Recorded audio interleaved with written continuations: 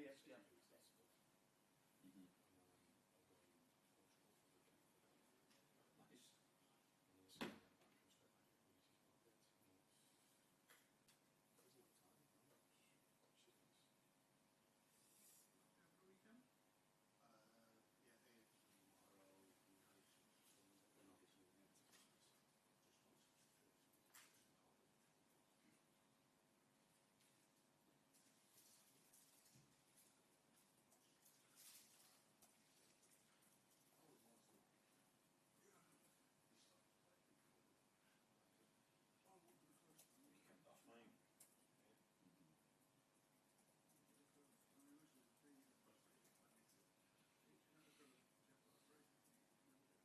Weekend off, mate.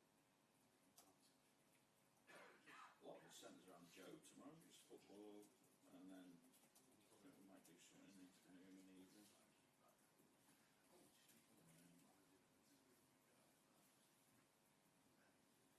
The other 16 trials at Tranmere, so we went to them, but didn't get anywhere with it.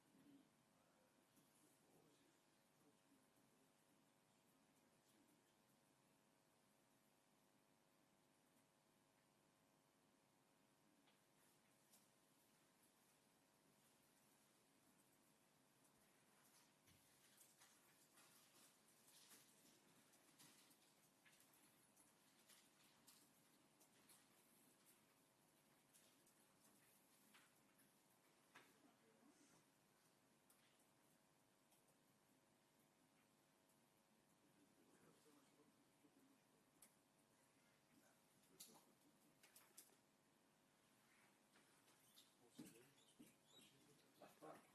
So, problem is he doesn't put in the extra work. Lazy at school. 16. He's a rock up his backside. Honestly, I don't know how I like it. It's like looking at me when I was 17, 18. To be fair, mate, my best mate Craig, he got 2 lads. One's just come to uni, the other one sounds a bit like John, Yeah. a bit younger, 16. Exactly the same. Drives you insane.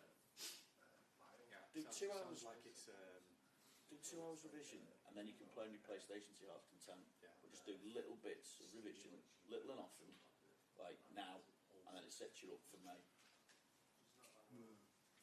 Did it about an hour in my house the other day, and then it's on the PlayStation. What are you doing? I've done me work. Well, you haven't. Let me have a look what you've done. Right, so you've done about an hour's worth there. You've done 2 subjects, biology and chemistry, and that's it. Give me a break, it's half term. I'd give you a break if you've done the work previously. Yeah. At the minute, you're kind of catching up to get yourself to a level where you're getting the grades you should be, rather than just coasting. Yeah, it sounds exactly like So, anyway, left him for an hour. Said, right, off that. So the deal was, you did your 2 hours revision, then you can play to your heart's content. He said, you haven't done your 2 hours revision, so you can get off that. So then came and sat downstairs and sulked. Get off your phone as well. Oh, what am I to do? I'm bored. Go for a run. Practice your football. Practice your skills. Do some extra revision. Either that, or sit there and waste your time. If you're going to waste my time, I'm going to waste your time. Absolutely. Honestly. Drives you insane. People look at me funny when I say, yeah, you didn't really say I never fancy having kids. Yeah, funny that. Yeah, neither did I really. Well, I certainly don't now. The thing, when I was with Christina, we were talking about planning for the future, having kids. Done that. What could I let myself in for there? And I think the older you get, the harder it is. To be honest, if he was like this a few years ago, I'd have been like proper angry. I'd have been shouted at. It's just like, you know what? Yeah, you want to ruin your life thing. Yeah, it's hard.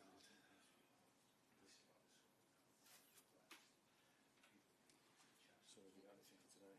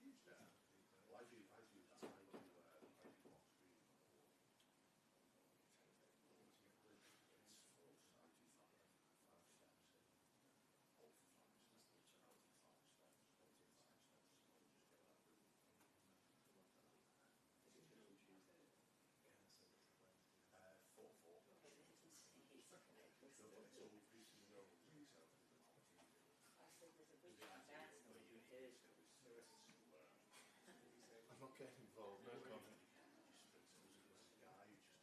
Just being this close at the game all the time.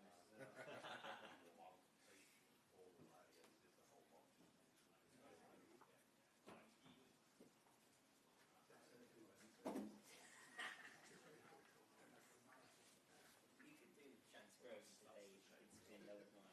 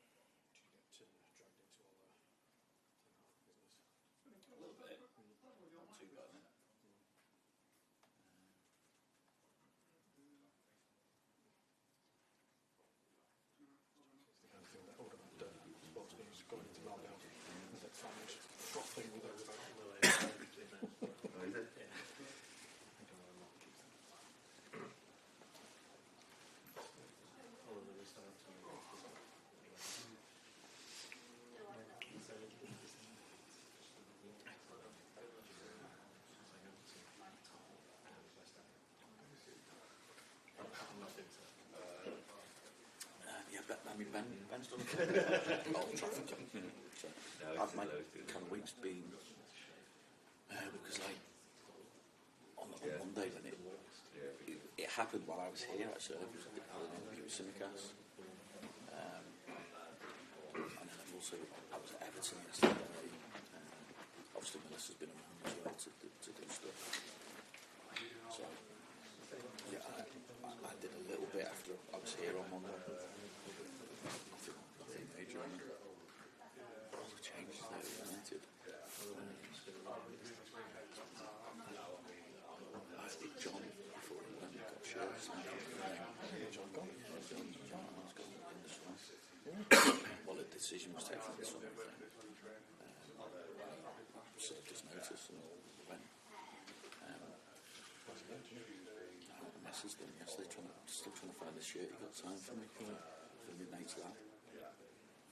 So it was £100 shirt, sat there, signed by Garnacho to Joseph, and no one can find it. So George is trying to sort it at the minute.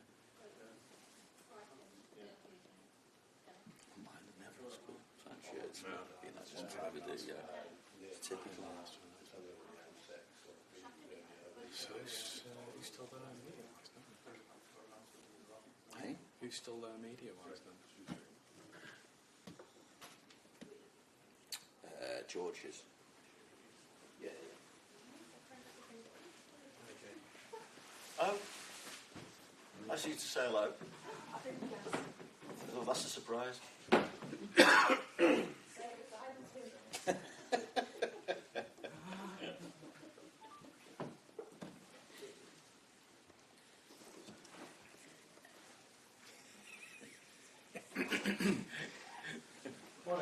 Morning.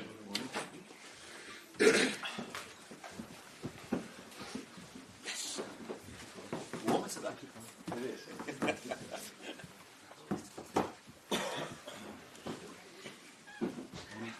Yeah, I'll check on it. Injury news, first of all, Arne.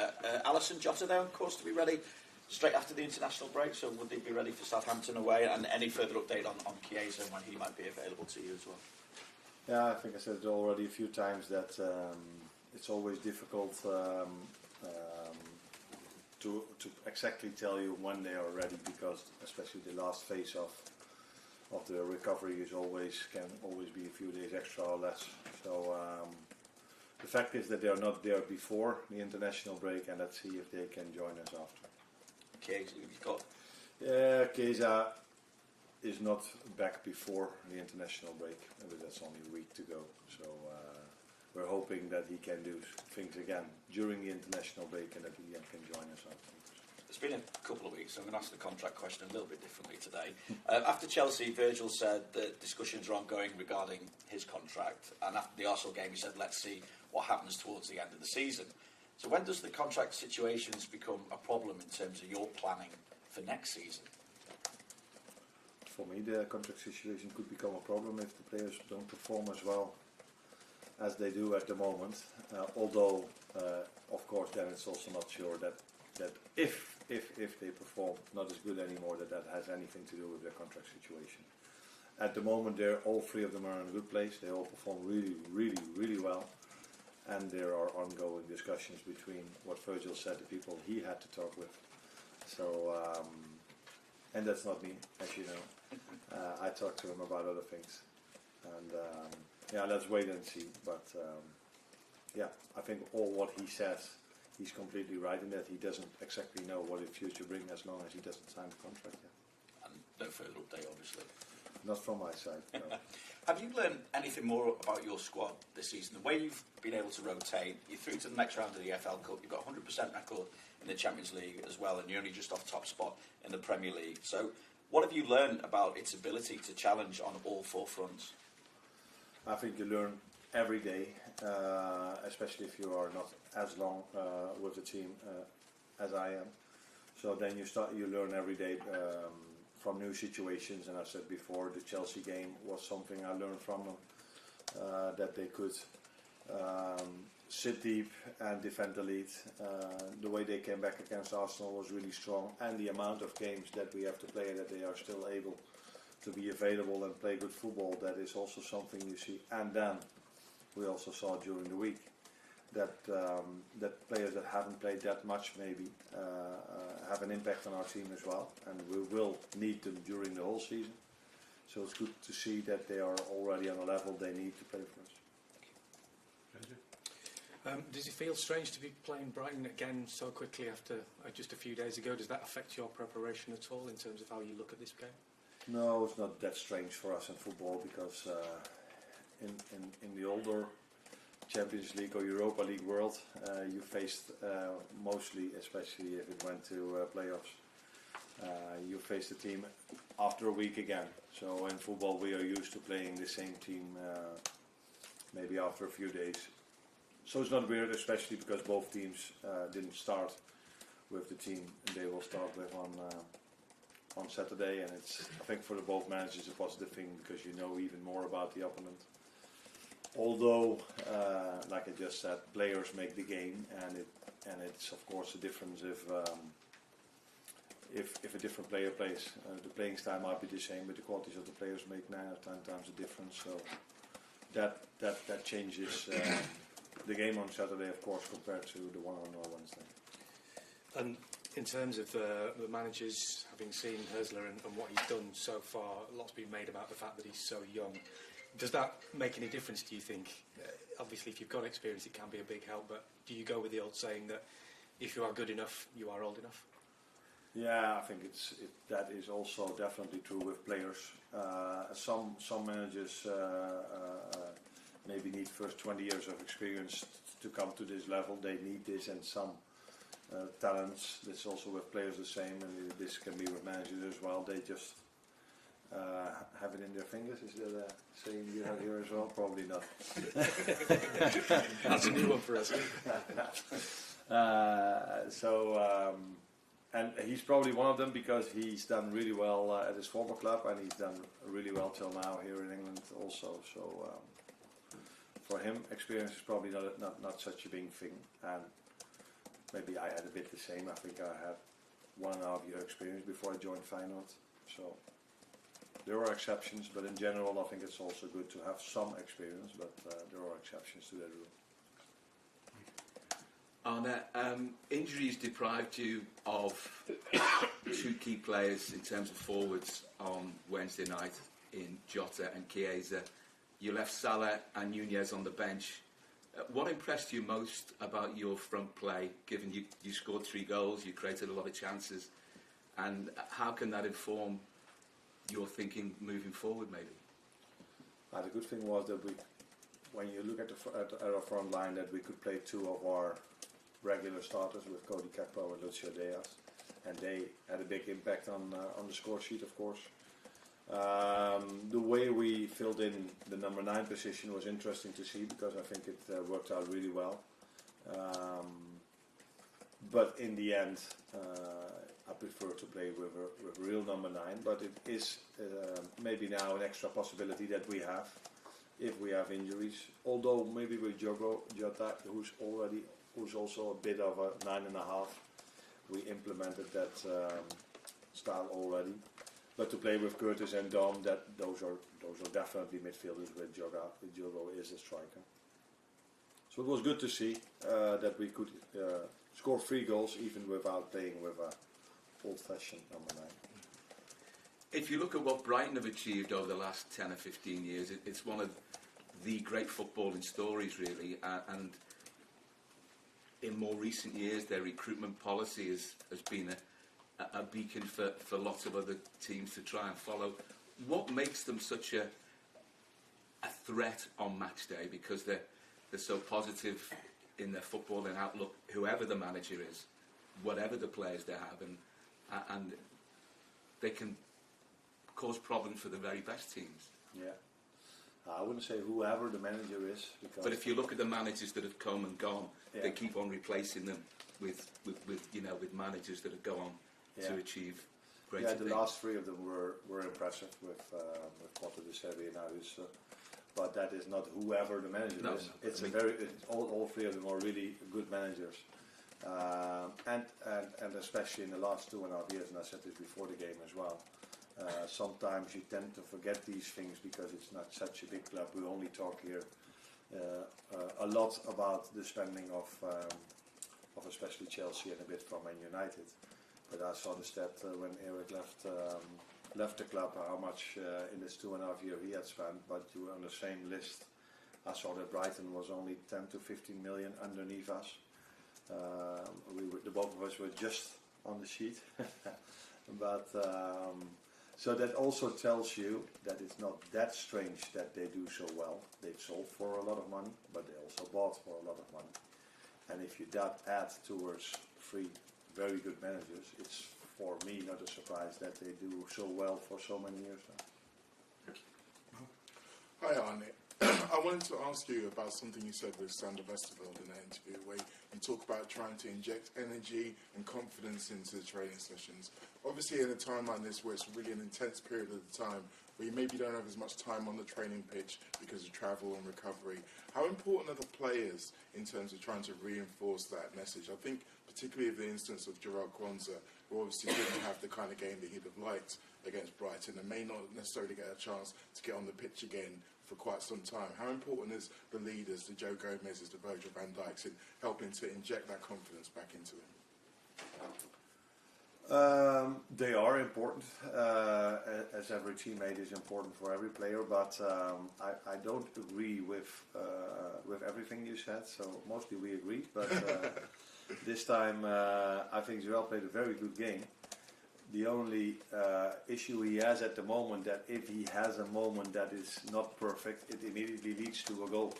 That's what happened in this game. He was, in my opinion, unlucky. But and I know you cannot judge a player on leaving those 2 moments out because they are so vital for results. But he is getting better and better and better, and he was already really good. So for him, it's that last step maybe to make, which you've already shown in the past, that he can play a game without making these small mistakes. So he's a bit in an unlucky period when it comes to, if he makes a small mistake, it immediately leads to a goal. But if I look at his overall performance, I really liked what I saw. He was confident on the ball. Also, when we conceded that one, it was not out of, I'm afraid to make a decision. It's just by taking initiative, and these things can happen, in my opinion. So I liked the way he played, like I said, he was a bit unlucky with the second goal as well. But that is, for me, that was not his game. So I wouldn't say he is not able to play in the upcoming days or weeks. He is definitely in competition with two centre backs that are hardly making any mistake at the moment. But apart from the mistakes, I think he played similar to Virgil and Ibu, with a lot of confidence, playing the ball out from the back, defending really well. So for me it was a good performance, but a bit unlucky in the end. Liverpool has always been such an information and analysis-driven club. Can you talk about how receiving that information has maybe helped your transition here, and then specifically, in the instance of playing the same club twice in a row, is there an advantage because you are getting this analysis maybe more than you would somewhere else? That last thing I don't know. The analysts I get is mostly looking at the videos, looking the game back, and then see what they do, see what we can do better. And sometimes we add to that a bit of data, but it's not like on a daily basis for looking for 2.5 hours in all the data I get at this club. There is a lot of data if we want to, but the most things we do is looking the game back and making clips for the players on a team basis or an individual basis. So you're not really a coach who uses data very much? Yes, we do, but not 2.5 hours a day. So you get some data, and I tend to use it whenever it's comfortable for me. But the data we do use, but I think that's at every club at any serious level at the moment, that's performance related. And that is data that we definitely use because we want to keep the players as much available as we can. So therefore we use a lot of performance data, but I don't think Liverpool is any different than all the clubs in the Premier League, and I think all around the world. And just on Alexis McAllister, who's obviously faces former club tomorrow. When he was at Brighton, he was played a little bit as attacking midfield role. He scored 10 goals in his last season before he joined Liverpool. Played a little bit deeper, maybe at the club. Do you see him maybe playing that number 10 role for yourself, or do you prefer him where he can pick the ball and dictate play a bit more? He's a player that I would maybe play at all three positions in the midfield because he's so comfortable in all these three positions. I think I saw quite a lot of him at Brighton because there was a manager I was quite interested in back then. That was De Serbi, of course. And I saw him a lot playing double six there as well. And in some moments he also played as, like you said, as a 10. He can play both. I think he is now in the moment our midfielder plays a bit in between, so Ryan is almost always the deepest. Dom or Curtis are playing a bit higher, and then he's in between, and it depends on how dominant we are, if he is the second 10 or if he has to be the second 6. But he's comfortable in both phases of the game. He can help a lot with us bringing the ball out from the back, and he's also capable of making the difference in and around the 18-yard box. So we like to see him in both situations as much as we can. Arne, you've rotated at left back quite a bit so far this season. Over recent years, it's always been Andy Robertson first choice, Kostas as the backup option. Is that now becoming more of a dilemma for you in terms of that battle for that spot? No, I wouldn't say a dilemma. It is in more positions where we've rotated, so you're maybe a bit focused on the left fullback position, but the left wing has been under rotation, and the midfield we've rotated, as in the 9 position we've rotated. So it probably also has to do with Robbo's pre-season, and what does that mean? He had no pre-season because he came back injured from the Euros, so he missed almost a complete pre-season, which was for most of them only 2 weeks, but for him it was only a few days. So Kostas did really well in that period of time. So it has to do with the quality Kostas brings in that position, but it definitely also has to do with Robbo missing pre-season. So that's why we started rotating from the start a bit, because if a player didn't have any pre-season, there was no time to bring him towards a situation where he could play 3 games in a row. Because we tried to build up our players for that program, and for him that was difficult because he missed out on pre-season where others were there. So yeah, that's his situation, and I think it was good for him to play Arsenal, and now again the game against Brighton during the week. That makes sure that he's getting into that rhythm of playing twice a week. Arne, we've seen managers come into the league, come into new big clubs, and not put as much emphasis on the cup competitions, focusing on the league. You look at like Pep Guardiola, Jurgen Klopp, they focus on the league first. How important is the FA Cup and Carabao Cup to you? If it's the next game, it's a really important one. On Tuesday it was the next game, so it was really important. Yeah, I played both times. I didn't play our starters, so is it then for me not important? No, it's really important for me, because I think because we played so many games, it was a good moment for the other ones to play, because at that moment I felt they were better able to win that game for us than the one that have already played so many games. And now we won it, and you probably tell me, yeah, you put a lot of emphasis on this cup. If we would have lost it, you would have said, yeah, if you miss out on so many starters, it's a logical result. We want to win every game. We want to compete for every trophy, especially if it's one we have to defend. So and that is with the Carabao Cup. And the FA Cup is coming in January, so let's think about it then. But people already told me that it is a very important cup to win. Thanks, Arne.